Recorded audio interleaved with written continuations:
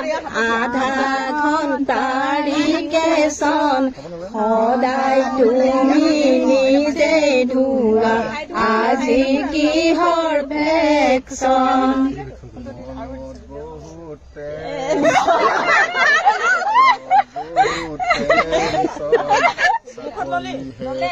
পামে নাই